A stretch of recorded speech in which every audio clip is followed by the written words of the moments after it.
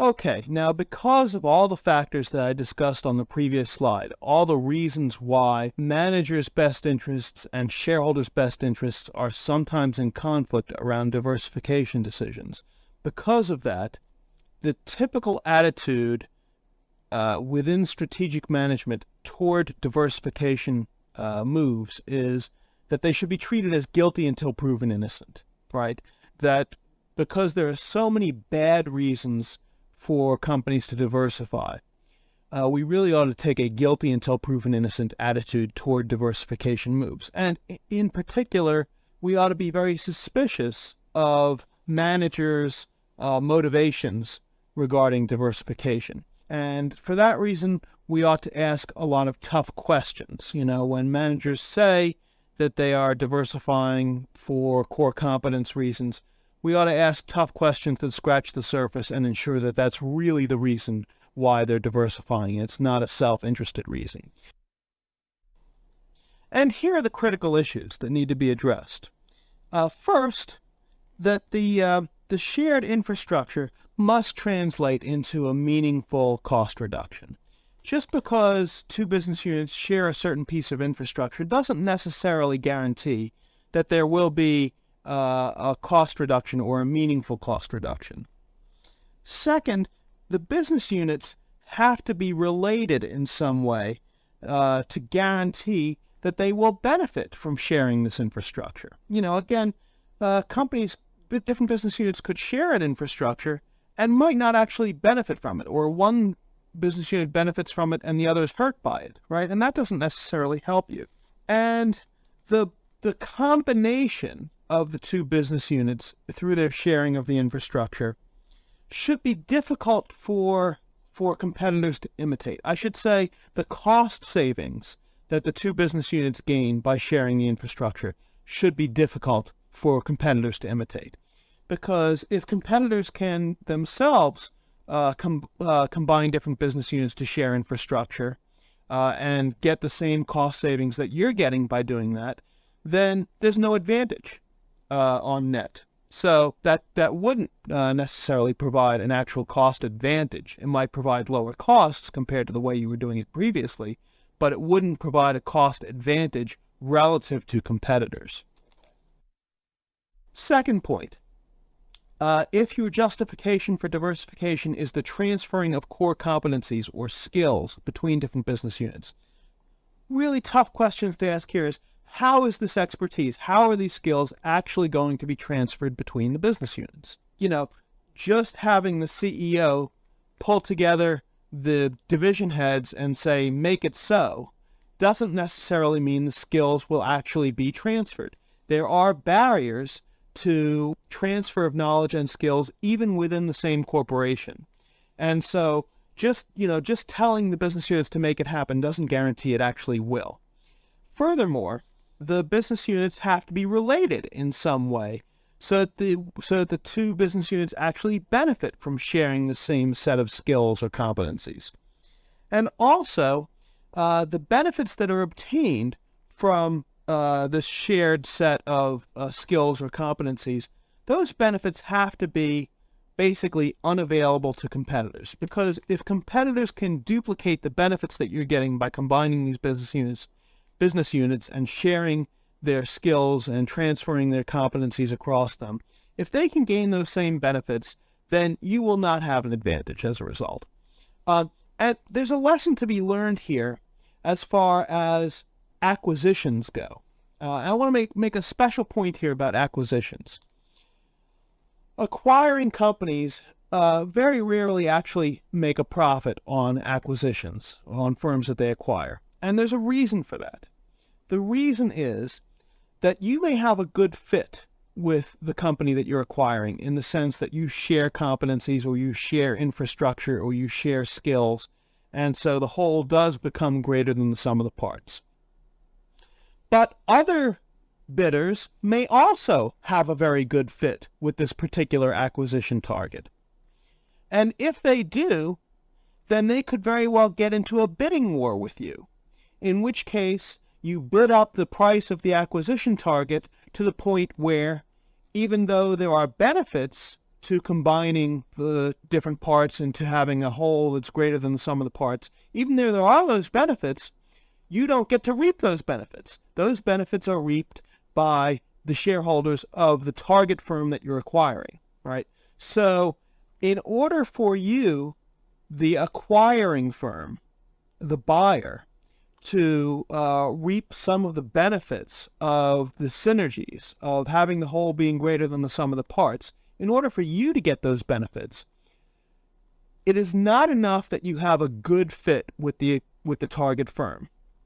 You have to have a better fit than any other bidder, right? Because if you and some other bidder have just as good a fit as each other, compared to each other in acquiring a particular target firm, right? If there's a target firm, firm A, and you've got bidder X and bidder Y, and both bidder X and bidder Y have the same level of fit with this target firm A, then X and Y will basically bid up the price of target firm A to the point where neither one of them gains the benefits of buying firm A.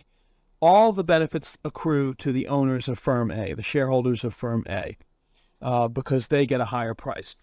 In order for a bidding firm to gain the benefits of synergies in an acquisition, you have to not only have good fit, you have to have better fit with this acquisition target than any other potential bidder.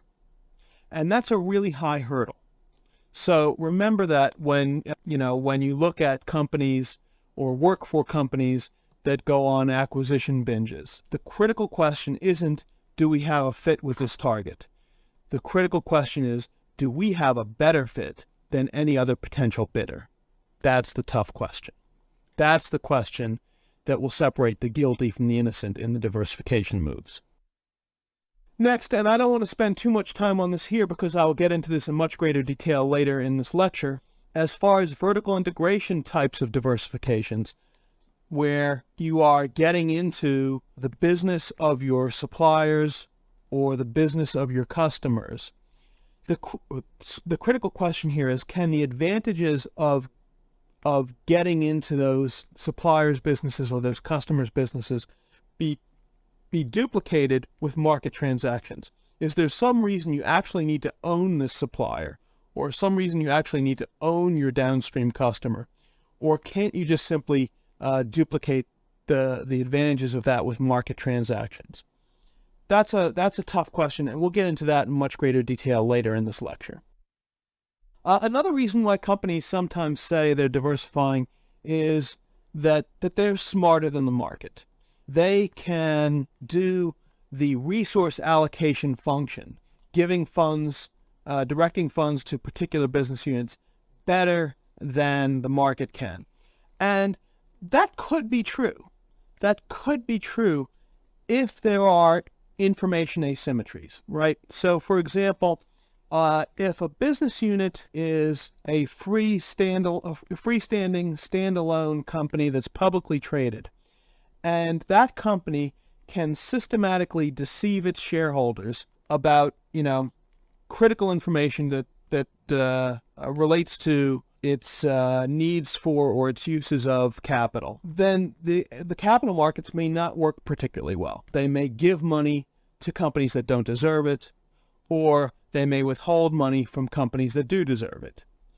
The argument could be made, and this may be true in certain cases, that by bringing such a business unit within a corporate hierarchy, making it part of a larger corporate parent, that the kind of games that get played in terms of deceiving shareholders would be harder to play with a corporate parent that can, look more closely at what's going on within the business unit, right? So the critical question here in this internal capital markets argument, to say that our internal capital markets within our corporation are better at allocating resources than the external capital markets are. The critical question there is, why are the external capital markets failing?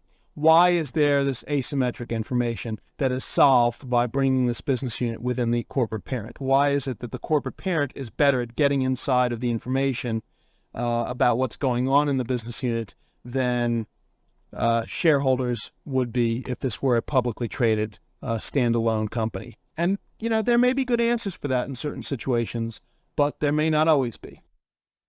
Another argument that's sometimes made for diversification is a restructuring or turnaround argument, right? The argument would be, well, we go after companies that are poor performers and we turn them around.